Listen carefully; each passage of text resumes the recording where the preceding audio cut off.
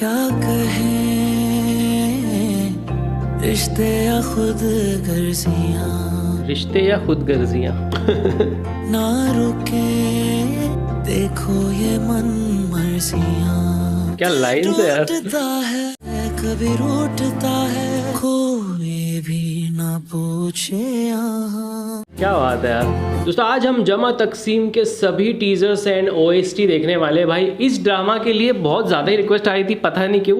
हालांकि इसके 20-22 एपिसोड कुछ आ चुके हैं, लेकिन फिर भी लोग डिमांड कर रहे हैं कि यार, मैं बोल रहा था लोगों से कि अब तो चालू हो गया, इतने एपिसोड क्या देखेंगे अब क्या ट्रेलर रिएक्शन करेंगे हम इसका। लेकिन फिर भी लोग बोल रहे हैं यार आप देखो देखो, और हो सके तो ड्रामा ही देखो। तो देखते भाई ऐसा क्या है इस ड्रामा में। वैसे नाम भी बड़ा इंटरेस्टिंग है, जमा तकसीम। मेरे को ये इतनी भीड़ देख के ऐसे ही ये लग रहा है ना कि जमा तकसीम इसी को बोलते हैं। हाँ, जमा सब जमा हो गए, जमा हो गए। तकसीम तो बांटना होता है, मतलब इकट्ठा और बांटो। जमा लोगों को बांटो, ऐसा कुछ है शायद। जमा तकसीम। चलो देखते हैं। भाई भाभियाँ, आपा, अम्मी, अब्बा, लाइक मैं इन सबके बगैर नामुकम्मल और अधूरा हूँ। रिश्तों की तस्वीर में हर दाना जरूरी है, मगर सबसे अहम है वो धागा जो तस्वीर को जोड़े हुए है। क्या कहें पेरेंट्स होते हैं वो धागा। रिश्ते या खुद गर्जियाँ, तिनका तिनका जोड़ कर ये आशियाना बनाया था, इसलिए नहीं कि बाहर से कोई आंधी आए और इसे बिखेर दे। दिल टूटता है ये अलग हो गया। रूठता है, और उसे वैसे ही संभाले जैसे धागे ने इतने अरसे उन्हें संभाले रखा, क्योंकि सबसे अहम है वो धागा जो तस्बीह को जोड़े हुए है। जमा तकसीम जल्द। पहला ही टीजर देख के समझ में आ गया क्यों इतनी रिक्वेस्ट कर रहे थे आप लोग। और अलग होने का भी रीज़न समझ में आ रहा है, क्योंकि कुछ ज़्यादा ही बड़ी फैमिली इनकी, इसमें इनके भाई भी होंगे, बहनें भी होंगी, तो वो सब में कुछ ना कुछ चीज़ें चलती होगी, चलती रहती है यार। इतनी बड़ी फैमिली में तो कुछ ना कुछ होता ही रहता है। हाँ, तो उस वजह से वो अलग हुए होंगे, यही समझ में आ रहा है। क्योंकि मावरा तो यार लीड एक्ट्रेस से तो कुछ गलत तो नहीं करते हुए दिखाया होगा उनको कि यार ये इन्होंने ही सबको अलग कर दिया इसमें। हालांकि उनके फादर को यही गलतफहमी लग रही है, बाहर से कोई आंधी आई। हाँ, बाहर से कोई आंधी आई तो वो बाद में वो ही आई है, तो शायद उसकी वजह से उनको मिसअंडरस्टैंडिंग। सबसे छोटी बहू शायद घर की। हाँ चलो अब नेक्स्ट टीजर देखते हैं। हम क्लास फेलोज थे, फिर दोस्त थे, अब मियाँ बीवी। हम सबसे बेतकल्लुफ रिश्ते में बन गए हैं कैस। कौसे कज़ा के रंग जो बारिश के बाद आसमां पर छाने लगते हैं। बर्तन धो के तुम चने की दाल भिगो दो। मंडे से जॉब स्टार्ट कर रही हूँ। तू बीवी की कमाई खाओगे, इसे बेगैरती कहते हैं। आप मेरी तरफ क्यों देखते हैं? जिशान सिद्रा को हरास कर रहा है। हम सब इकट्ठे रह रहे हैं और आज तक किसी को ऐसी बात महसूस नहीं हुई। जो बदबू में रहे ना, उसको बदबू का एहसास नहीं होता। भाई साहब इसमें ये चीज़ भी मतलब दिखाई है कि भाई एक टाइम के बाद तो अलग हो ही जाना चाहिए। मतलब शुरू में आपको भले ही साथ रहना चाहिए, तब बच्चे छोटे हो, लेकिन बच्चे जब बड़े हो जाए तो फिर चीज़ों को समझ जाना चाहिए, तब तो अलग हो ही जाना चाहिए। घरों में ये वाला सीन जो है ना, ये बहुत ज़्यादा होता है, हो जाता है यार थोड़ा सा।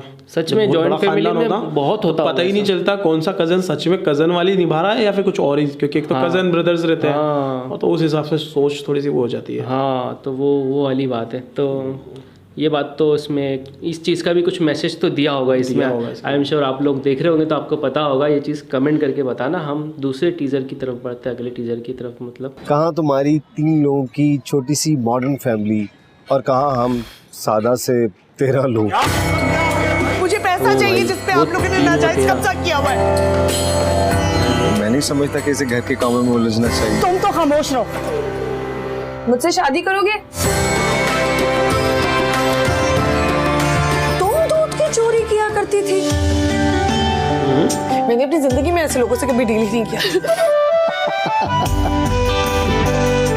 लैला को भी हमने इसीलिए पढ़ाया लिखाया था कि ये अपनी तालीम को कुछ इस्तेमाल करे, पॉजिटिव कंट्रीब्यूशन करे सोसाइटी में। जमा तकसीम। फैमिली भी बहुत डिफरेंट है दोनों की, मतलब ये थोड़ी मॉडर्न फैमिली से आती है, छोटी सी फैमिली से है, उसके घर में बस वो उसके मम्मी पापा रहते हैं और वो 3 लोग की फैमिली और इधर 13 लोग की फैमिली। वो कैसे मतलब एडजस्ट कर पाई? उसने यही चीज समझाई थी शादी से पहले कि तुम कैसे कर पाओगे एडजस्ट वो चीज, लेकिन वो कितनी मॉडर्न है इसी से समझ आ रहा है। खुद ही प्रपोज करा शादी के, मुझे शादी करोगे, और वो कितनी मॉडर्न है उसी से, उसकी फैमिली कितनी मॉडर्न है उसी से समझ आ रहा है कि उनका सिर्फ एक बच्चा है और वो लड़की है, उसके बाद भी कोई बच्चा उन्होंने किया नहीं। इससे पता चलता है बहुत मॉडर्न है, ये नहीं कि वे लड़के के चक्कर में खानदान नहीं बढ़ाया उन्होंने, लड़की के चक्कर में ABCD नहीं चालू करी उन्होंने। तो वो चीज़ तो और भी सही लगी मुझे। बाकी इनकी जो फैमिली है वो, उनकी भाभियां शायद इनको बहुत प्रॉब्लम देने वाली है भाई, तो इस वजह से वो भी इरिटेट हो गई। घर का काम करवाओ, ये बाहर जॉब करने की, और शायद इनके ससुर उनको काम करने और से मना कर दे कि अब ये बीवी की कमाई खाएगा, वो वाली चीज़। तो भाई ये तो बहुत ज़्यादा लेवल का काम हो गया भाई। बाकी आज बट सोसाइटी की एक सच्चाई ये भी है, इस तरह की जो बहुएं हैं वो बहुत रिलेट करने वाली है इससे, जो पढ़ी लिखी है बट कुछ कर नहीं पा रही है।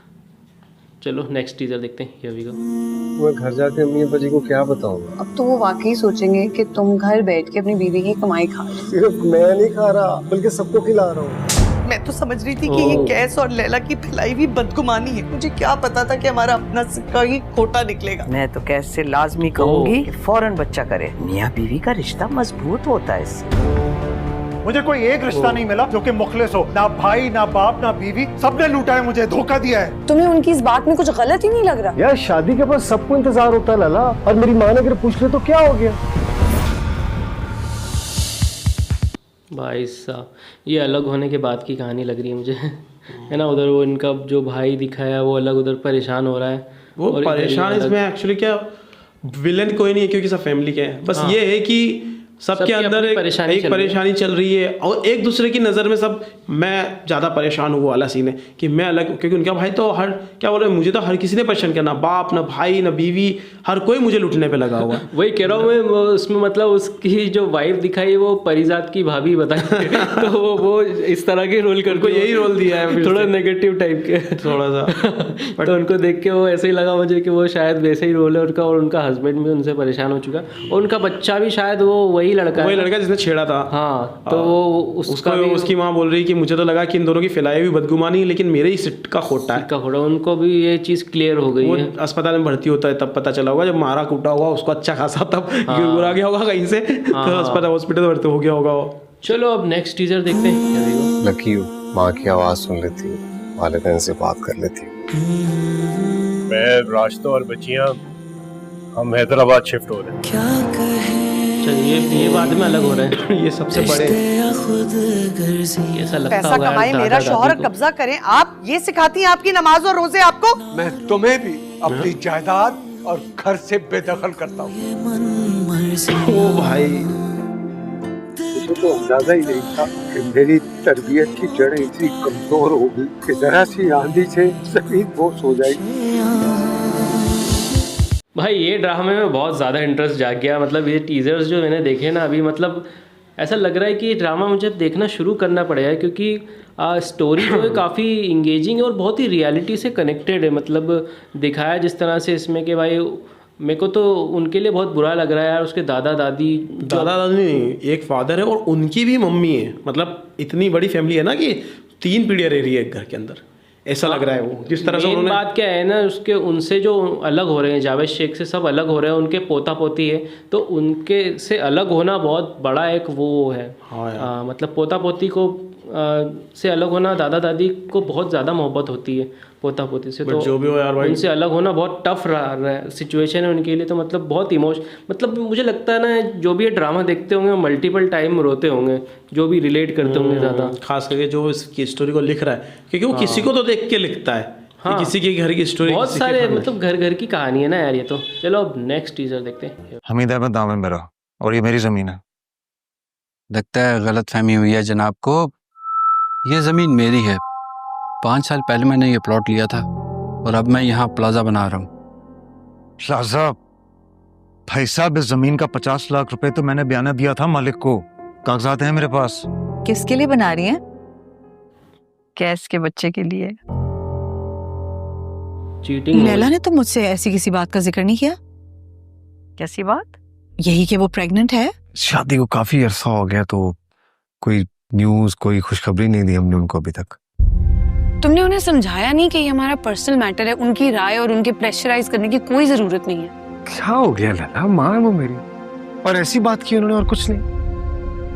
और वैसे भी कोई गलत बात तो नहीं की उन्होंने। कमाल है, तुम्हें उनकी इस बात में कुछ गलत ही नहीं लग रहा? क्या कहें भाई, करियर ओरिएंटेड गर्ल्स होती है, उनको इन चीज़ों के बारे में बहुत ज़्यादा सोचना पड़ता है, क्योंकि बच्चा होने के बाद उनका करियर तो सच में खत्म सा ही हो जाता है, समझो खत्म ही हो गया। बच्चों को संभाल में सब टाइम निकल जाता है यार। हाँ, तो अगर आप ऐसी लड़की से शादी करो तो आपको इन चीज़ों के लिए प्रिपेयर रहना पड़ता है, या उन्हें लेकिन प्रिपेयर रखना पड़ेगा। हाँ, या तो उनको प्रिपेयर करो कि भाई मेरे घर वाले तो ऐसे हैं, देख लो अब तुम ये।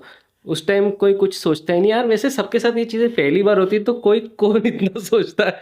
और सबसे ज़्यादा दिक्कत होती है लव मैरिज के अंदर। लव मैरिज में तो ये बहुत ही ज़्यादा आते हैं और आ ही रहे, इनको देख के लग रहा है। बाकी यही बात कहूँगा मैं तो, आजकल तो यार कभी कभी बड़ों का भी ना सुन के भी प्रॉब्लम्स हो जाती है कि यार बाद में लगता है सुन लेना चाहिए थी बड़ों की भी। वो भी एक इशू। कई बार ऐसा होता है कि यार ये बड़ों ने हमारा बेड़ा गर्क कर दिया। कभी-कभी बड़े भी गलत डिसीजन अपना प्लान कुछ और रहता है, अल्लाह का प्लान कुछ और रहता है, तो वो बीच का कुछ कर देते हैं। अल्लाह फ्यूचर तो कोई देख नहीं सकता यार। बाकी ये रहता है कि अपना खुद का लिया हुआ डिसीजन पे इतना रिग्रेट नहीं होता है जितना किसी और की वजह से आपका कोई नुकसान हो जाए तो रिग्रेट होता है। वो बोलने के रहते हैं बार बार कि आपकी वजह से हुआ, आपकी वजह से हुआ, और उससे दिलों में खटास पैदा होती है जब कोई और आपका डिसीजन ले रहा होता है। सही, खुद का डिसीजन ले रहे हो और आप बर्बाद हो गए ना, तो उसके जिम्मेदार आप खुद हो। लेकिन कोई और आपका डिसीजन ले रहा है और फिर आप बर्बाद हुए तो आपकी नज़र में वो जिम्मेदार हो जाता है, और वहाँ से दोनों के दिलों में खटास, नफरतें, थोड़ी सी भले नफरत नहीं कर सकता हो ज़्यादा ही अपना हो तो, लेकिन खटास तो पैदा हो जाती है दिलों में कि भाई अगर ये ना होते तो शायद आज मैं कहीं और कुछ और होता। एग्जैक्टली। बाकी ये थे इसके टीजर्स रिएक्शन। अब हम इसका OST देखने वाले हैं, लेकिन आपको देखना है तो आपको आना पड़ेगा एमरोज एक्स्ट्रा पर, जिसका लिंक हमने डिस्क्रिप्शन में दे दिया है। बाकी मिलते हैं अगले वीडियो में। Till then make love not war.